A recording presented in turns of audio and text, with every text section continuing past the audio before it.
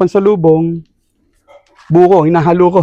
Buko juice. Oo, sabaw ng buko. Oyos no. Natural electrolytes. Pansalubong, okay naman.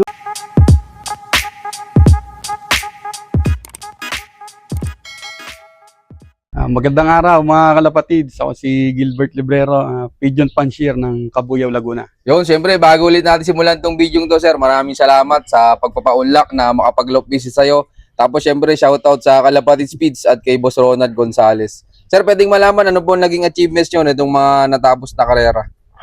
Nitong summer, first overall ng YB at first overall ng OB. Ang angas, mga Kalapatids. Pero nung SDR, sir, kamusta karera mo nun? Okay din. Nakapag 6 overall ng YB tsaka 9th overall ng Old Bird, ang nakarang SDR. Ang angas, mga Kalapatids. Hindi nasisiro Sir Gilbert. Ay, nung North Race na 2026. First overall ako ng small club dito sa amin, CLNPA. Ayan, tingnan nyo mga Kalapatids. Hindi nasisiro Sir Gilbert dito. Consistent winner. Ayan, sir, pwedeng may pasyal mo kami sa loop mo. Pwede, tara. Ayan, samahan nyo kami mga Kalapatids. Let's go. Ayan mga kalapatids, ito nga pala yung unang-una kong loft mula nung nag-umpisa ako, bali year 2021. Ito mga Kalapatids, pinakauna niyang loop. Hindi niya inaalis, oh. Ba't di mo na inalis yan, sir? Marami na kasing naipanalo tong loop na to, kaya hindi ko maalis. Buenas. Parang buenas siyang loop eh. E di hanggang ngayon, ginagamit mo pa yan, sir? Oo, gamit ko pa rin hanggang ngayon. Yung mga pampuling ko, dito ko na rin nilalagay. Mga pangpuling pala to mga Kalapatids. Nakabukod yung pangpuling ni Sir Gilbert. Ang sumunod na kulungan? Ang sumunod na kulungan, ito, pang North. Dito ko nakuha yung unang-unang first overall ko ng North Race, KHPC. Dito. Ayos. Anong taon yun, sir? 2023. Hindi nyo mga Kalapatids, marami na rin palang first overall to si Sir Gilbert. Bali rin siya fourth overall siya ng CSWRPC. Ang angas. Cavite ang kalaban. Congrats. Dito pala sir dati, magkasama yung pang north mo tsaka pang south. Before dito. Ang liit. Pagka nagkakasakit, tawa-hawik. Kung nagka-crowded. Kaya ngayon, pinagbukod-bukod ko na para hindi naghahawan sa sakit. Tapos sinasa dulo sir? Ito, dito, pang south ko na to. Pang south race naman pala to mga Kalapatids. Dito yung pang south. Bale ito sir, katas na ng mga panalo. Every time mananalo, magpapagawa ng loft. Grade. Tsaka yung south pala, nakalimutan ko. Na first overall din pala ako ng Motor Cup ng Laguna. Angas dun mga Kalapatids. May ilan din yung naglaban-labang ibon dun sir? Pag ulpa, marami eh. Umabot ng 5,000 birds. Ito nyo mga Kalapatids, siya nag-first. Sir, pwedeng makita yung latest mong winner dito? Pwede sir. Yan, tingnan natin yung kanyang latest winner nitong summer race. Nakabreed na. Nakabreed na sir? Oo. Ito, nakabreed na mga Kalapatids. Dito pala nakakulong. Dito. Sa kanyang pinakaunang kulungan. Nagsusubo na, pangit na itsura. Ito mga Kalapatids. Nagsusubo na siya. Bali, anong achievements nito sir? First overall ng Young Bird, first overall ng Old Bird, summer race. Angas, itong mga Kalapatids. Lap champion siya ng YB, Katbalogan. Ang angas, lap champion ng Katbalogan, Anong bloodline nan, sir? Ano to, sir? Babe Cosmos. Na-award ko kay Sir Chris Marasigan. Ano yun? Bagong bloodline mo dito? Dati na rin. Ngayon lang gumalaw ng maganda. Ayos na. Buti, hindi mo siya tinigilan, no? Hindi, okay naman maglabas yun eh. Nabibitin lang talaga sa huli. Pagdating ng last lap, kinakapos sa swerte. Pero observation mo talaga sa linyada na yun. Okay naman siya. Pagkatawiran, talagang maasahan mo. Tsaka sabi ko, kulang lang sa swerte itong ibon to. Kaya hindi ko sinukuhan. Kasi pagka talagang matnog, kalbayog, lagi silang nagkakalak. Ganyan na, mga importante. Pagdating lang ng dulo, doon kinakapos. Kaya laging finisher. Dito, yan, nakachempo. Yes. Pero sir, kamusta yan nung nilalaro mo simula nung first lap derby? Anong first lap derby? Naman to? Okay naman siya umuwi. Pero, nakagayak talaga to. Hindi ko talaga siya, parang, ihinto ko talaga siya. Bakit, sir? Pampuling ko siya. Matibilis sa malapit eh. Pampuling ko siya. Hindi siya na-entryhan sa iba't ibang kategory. Survivor, yan. In-entryhan ko. Kalak naman siya first lap hanggang third lap. Tapos pagdating ng fourth lap, matnog, tek zero ko. Zero pa uwi ko. 3 live ko, 5 ibong ko. Wala akong pauwi. Tapos, Hapon siya umuwi. Siya lang ang pati umuwi. Hindi nakapag-focus ka pala dyan. Isa na eh. Hindi. Bukod sa nag-post, tinamad na ako. Sa totoo lang. Kasi Kasi isa na. 5 ibon ko 3 live. Tapos, puro live sa Survivor. Ang umuwi, nagpangatok pa sa lahat. Sayang, Cut off no? din sa Survivor. Pwede ang layo ng ranking mo nun. Laglag talaga. Pero, laglag talaga. As in, lumabon na. Kulang. Pero hindi ako natingin masyado sa ranking eh. Para nasa 80 siya. Ganon, rank 80. Ah, maganda-ganda pa din. Mm. Ano sunod dun sa Matnog Lap? Katbalogan na. Ah, ayun na. Katbalogan na, rekta na. Kamusta naman nung Katbalogan Racer? Talagang Katbalogan race, disappointed na ako. Isa na ibon ko eh. Sabi ko, pwede.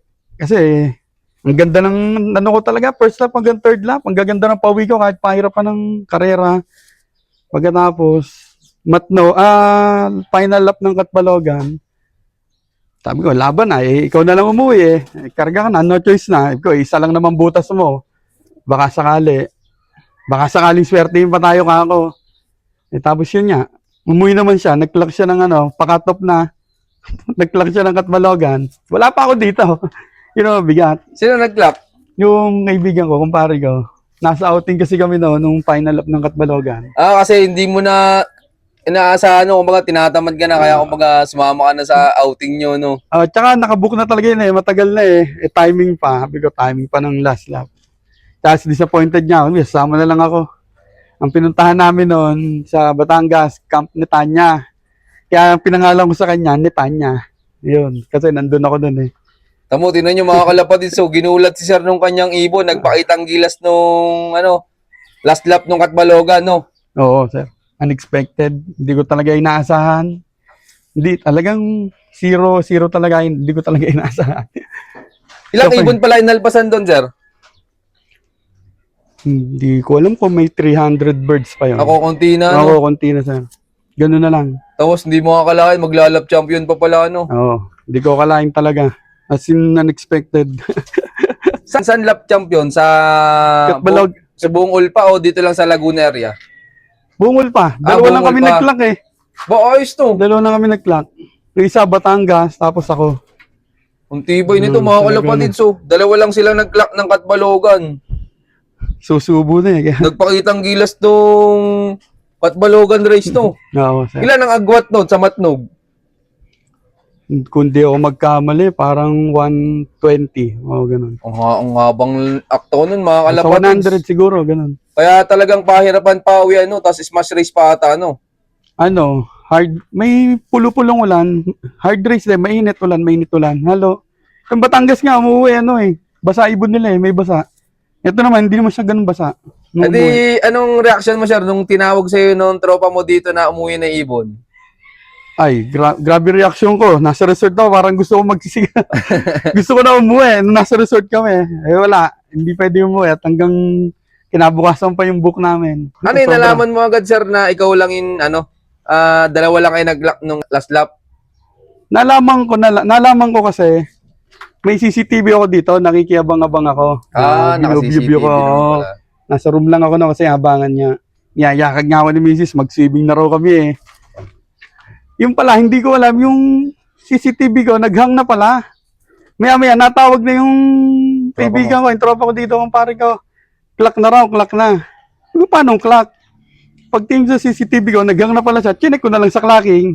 Pag-check ko sa clocking, backlog na nga. Ayun. Pang-una pa. Doon na, nangangatal na ako. Pagdating doon, tuntua na ako lahat. Sinabi ko na sa kanila doon.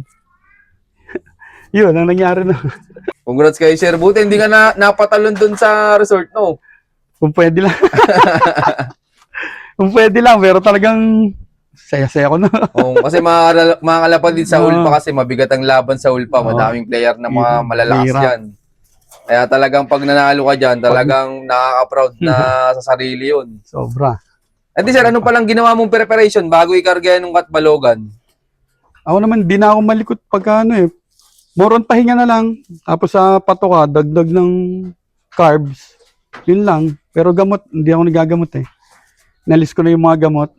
Yung naging adjustment ko. Simula nitong season, yun. Hindi na ako nagagamot masyado. Ano lang, electrolytes. Tapos, wala na talagang gamot. Inalis ko na. More on dagdag lang sa patoka. Pero anong mga gamit mong supplements dito, Sir, kapag derby na? Ginagamit ako nung Voltplex KQ.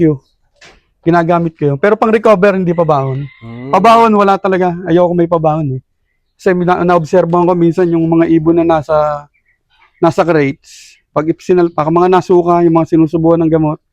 Kaya simula noon, ayoko. Siyempre, pag sumuka ibon, lambot agad yan. Oo, pag sa Diba? tao nga, sumuka eh. Lambot. Yung pa, ikakarga mo, tapos lipad pa na malayo. Kaya simula noon, hindi na ako nagsusubo ng gamot. Baka kasi ganun ang epekto sa kanila. Sa bagay, no? Eh di ano lang mga gamit mong supplements bukod doon sa Ballplex? Voltplex, KQ, tsaka electrolytes lang talaga. Tapos, moron pa to nga, ang dagdag ko. Tapos, pag pansalubong, buko, hinahalo ko. Buko juice. Oo, Eh, sabaw ng buko. oyos no. Natural electrolytes. Pansalubong, okay Kaya- naman. Okay Kaya naman. mo natutunan yung buko juice na halo. Nagsa-search lang ako, natural electrolytes, kumbaga. Pero hindi puro, hinahaluan ko rin ng tubig. Tapos may bukod pang electrolytes, wala na. The other day na, ang bigay. Pero yung mismong araw, buko talaga, hinahaluan ko. Yun, maraming salamat, sir. Kakaiba yun, mga kalapatids. Sa mga gustong sumubok, wala namang mawala, sir, no? Wala naman. Tsaka maganda kasi siya eh. May electrolytes. Natural yung electrolytes niya. May potassium, magnesium. Maganda. Pag i-search nyo. Pwede nyo naman i-google yan. Yun, Makikita maraming nyo. salamat, sir. Eh di, sir, anong balak mo na sa ibon mong yan? Ayan, nakabreed na siya eh. Only breeding na to. Eh di, baka may magtanong na viewers natin, sir. Mag-out ka ba ng mga magiging anak nan? Pwede naman. Pagka magkakasundo talaga. Pero sa ngayon, di pa. Gawa. Talagang naghahabol ako sa breeding eh. Pang south Kulang pa. na kulang ako. Pan-south. Nag-breed pa ng pan-south ngayon. Ayan, abangan natin mga kalapatids yung mga magiging anak nito. Saan mo pala pinares to, sir? Pinaris ko din sa mga kapatid ng winner ko. 2 pamilya na to eh. Yung mga blue bar. Doon. Bo, Wala, ayos. maximum. Yan, sir. Pwedeng makita naman yung mga blue bar na winner mo dito. Pwede sir. Call natin.